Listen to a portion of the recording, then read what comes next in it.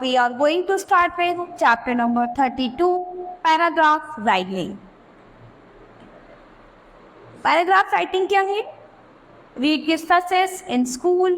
Young Kalpana was fascinated by aeroplanes and flying.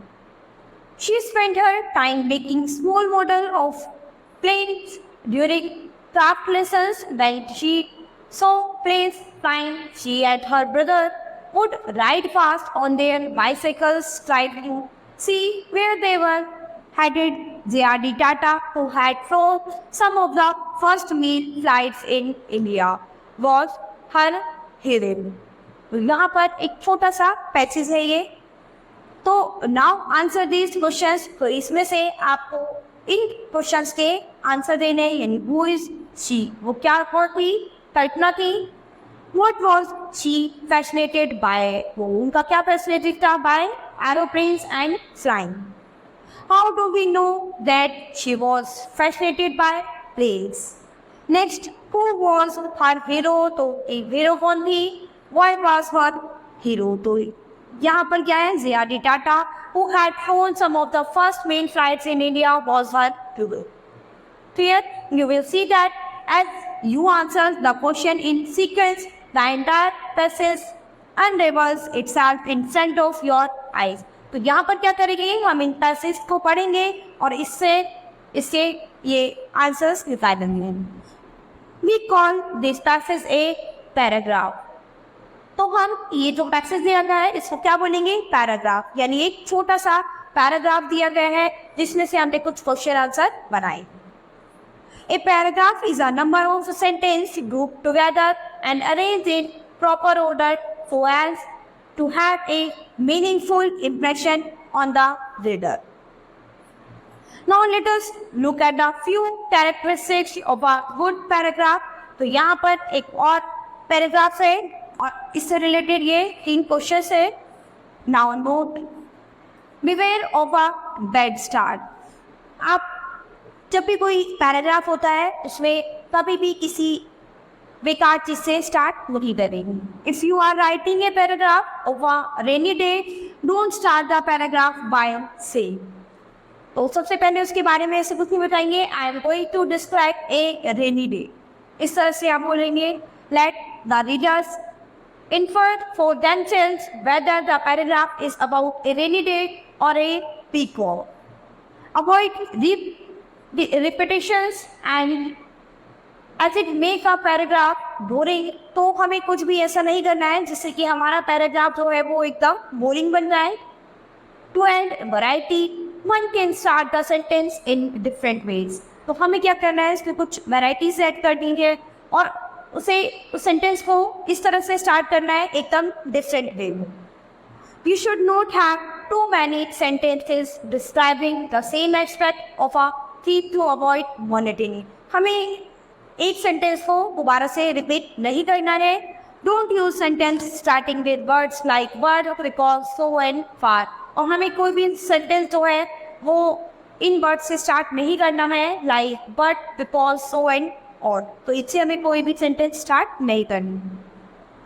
Writing a paragraph on verbal input. तो हमें verbal input पर एक paragraph लिखना है. Reading the best hobby. Verbal input, the best hobby, reading the best means to gain great knowledge. Knowledge is power, to known is to win. Showing the ideas, use expression of great man. Is it to do without any companion? Is it to do at our convenience? Can serve the society by sharing our knowledge. तो यहाँ पर एक छोटा सा paragraph है the best hobby को लेकर. Of all hobbies reading is the best. तो वो जो हमारी सभी हॉबी है उसमें रीडिंग जो है वो सबसे बेस्ट है. By reading books of good authors of different fields one can acquire great knowledge. तो क्या है, बुक रीडिंग करने से हमारी जो है वो नॉलेज जो है वो एक्वायर होती है, नॉलेज हमारी बढ़ती जाती है. Bye gaining great knowledge in the chosen field we can easily win our goals in life. तो अगर हमारी नॉलेज बढ़ेगी बुक्स पढ़ने से, इस फील्ड से, तो क्या है कि हम अपने गोल को, अपनी लाइफ के गोल को बहुत ही जल्दी अचीव कर पाएंगे। We can share with other the ideas, view, vision, emotions and experience of great man. तो इसमें हम क्या करते हैं, हम किसी के साथ अपने आइडिया, व्यू, इमोशंस, एक्सपीरियंस किसी महान व्यक्ति के साथ शेयर करते हैं। Unlike most other hobbies, reading requires no partner. We can read anywhere, anytime as per our convenience. We can do great service to the society by sharing our knowledge with them. In that sense, reading can be used as a tool for our social service. तो ये एक छोटा सा paragraph था इस पर best hobby को। Second, my school verbal input name Rainbow Public School. That total students 500, classes UKG to 10th, principal Dr. Sujal Bhargava, standard and result excellent, sports and co-curricular praise worthy. तो ये क्या है, इनकी bubble information है my school को लेकर। तो my school की ये छोटा सा पैराग्राफ है। The name of my school is rainbow public school Delhi. It is a big school. There are nearly 500 students in my school. Our school has classes from UKG to 10th standard. Our principal is Dr. Sujal Bhargava. The educational standard and result of our school are excellent. Sports and co-curricular activities of our school are praiseworthy. Our school regularly makes strides in inter-school sports, literacy and other competitions and activities. हमने paragraph के बारे में पढ़ा तो किस तरह हम छोटे से पैराग्राफ से कुछ कंटेंट बना सकते हैं, और अभी इसी से रिलेटेड आप ये एक्सरसाइज करेंगे, राइट ए पैराग्राफ। ये आपको एक कुछ टॉपिक्स हैं, इन टॉपिक पे बेस्ड आपको क्या करना है, आपको पैराग्राफ बनाना है। तो use the given sentence to start each paragraph.